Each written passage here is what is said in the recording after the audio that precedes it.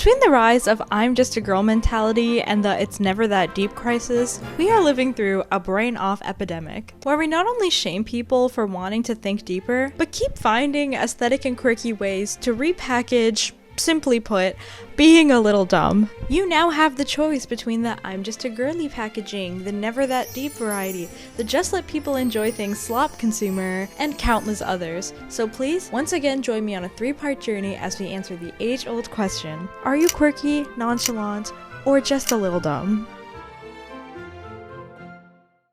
Hello, if you're new here, my name is Doothie, I do commentary, I tuft rugs, so if you were looking for a video to eat your lunch with, feel free to order me a little beverage, because it is very hot in this box.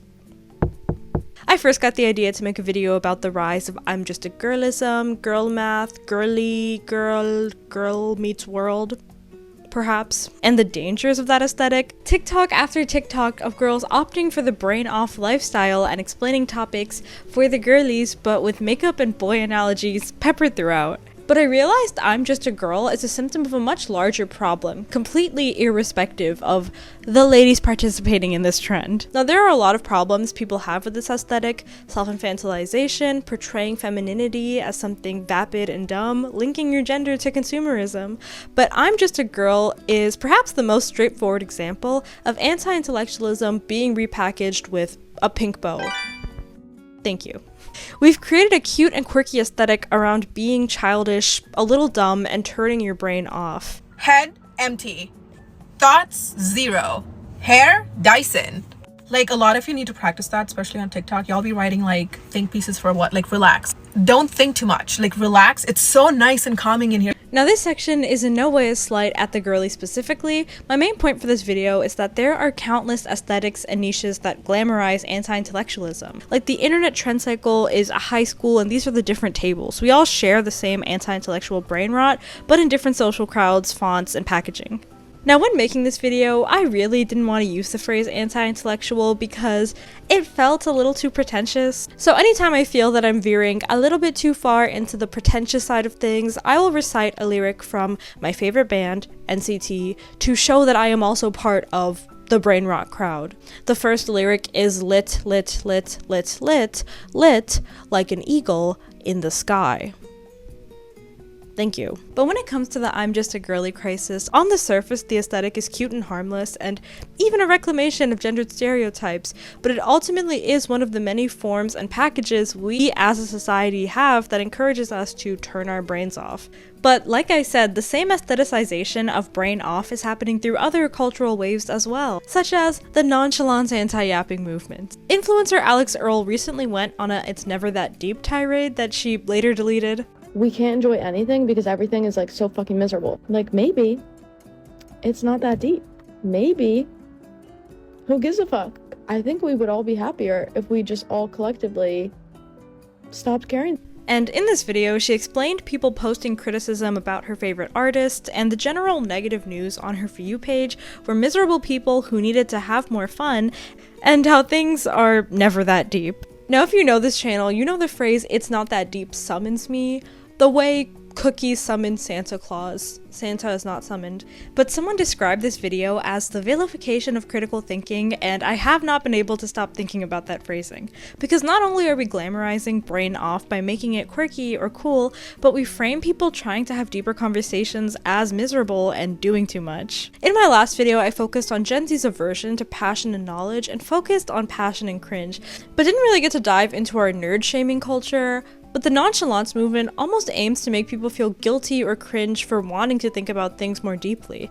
Like the weaponization of the nerd emoji. Yes, I am still on that, and if you comment the nerd emoji, you will be exiled. I really don't have enough subscribers to be making jokes like that, so I'm sorry. Comment whatever you would like.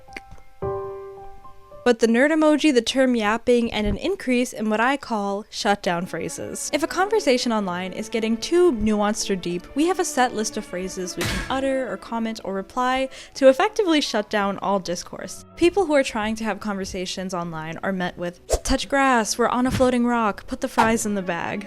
Making commentary on overconsumption-based trends? You must be fun at parties.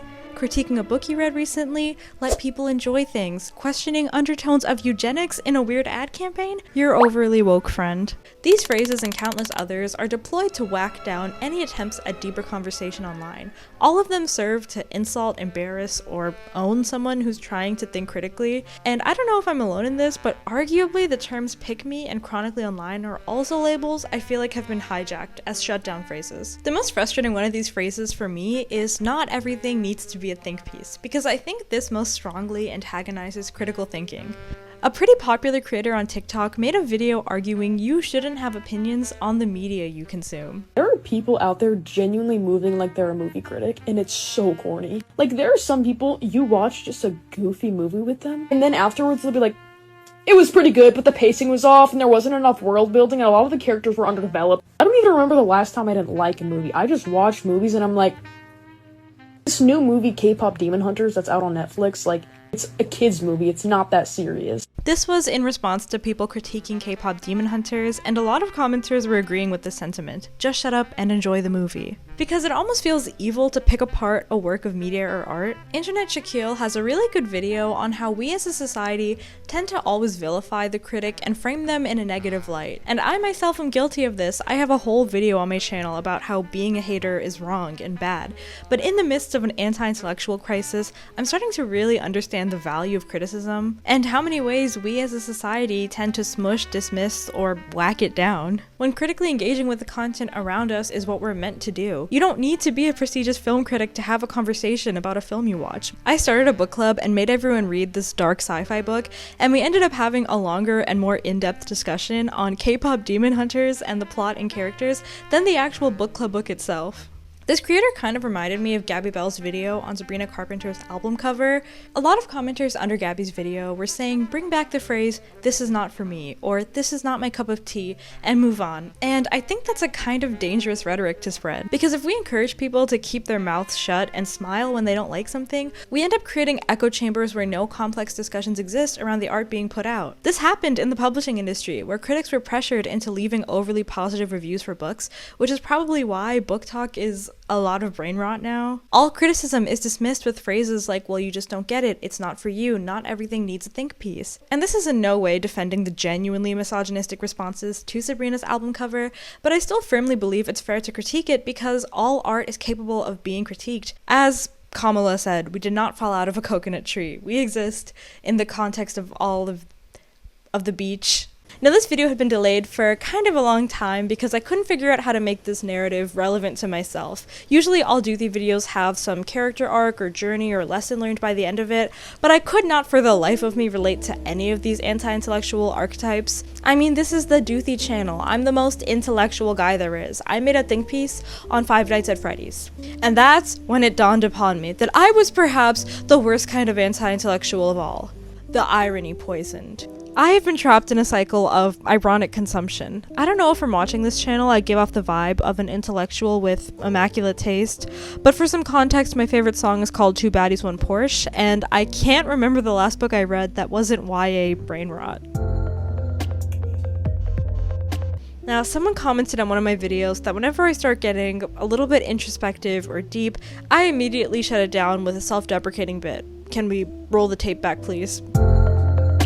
While writing the script, I was trying to find some common link between Alex Earl, me, TikTok viewers, Benson Boone, bimbos, book talk, Betty Botter bought a bit of butt. But I think it's just a larger symptom of our everything's a joke crisis and our society's obsession with keeping things ironic. And I think it's why bimbo feminists do the same thing. It's easier to hide behind ironic girl math or nonchalance, and in my case, lowbrow brain rot media and self-deprecation, because it feels safe.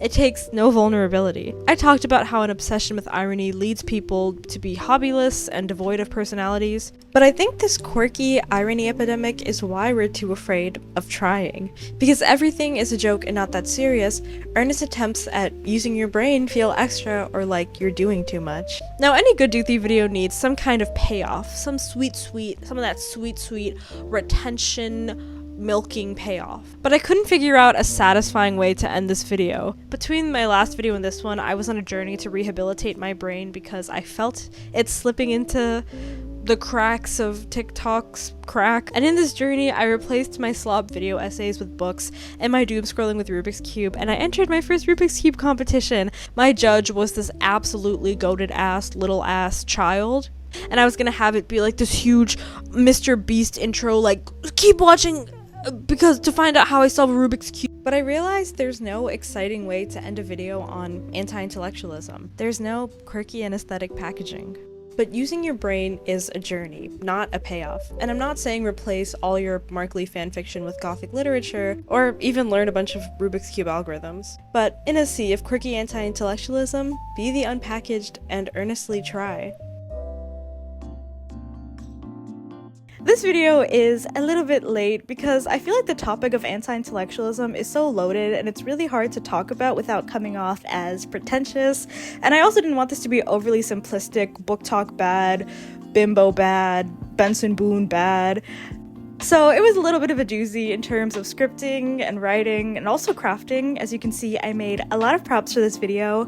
This whack-a-mole set was a lot of cardboard and paper and trips to Michael's and tears. I also want to thank any Doothinators who are still with me despite my long gaps between uploads. I have no idea how this video is going to perform because it's been kind of a while since my last video, but to anyone who's still watching, thank you so much. I hope the wait was worth it. Shout out to my patrons Ari and Shiva, and I will see you all very soon with a new upload. Bye!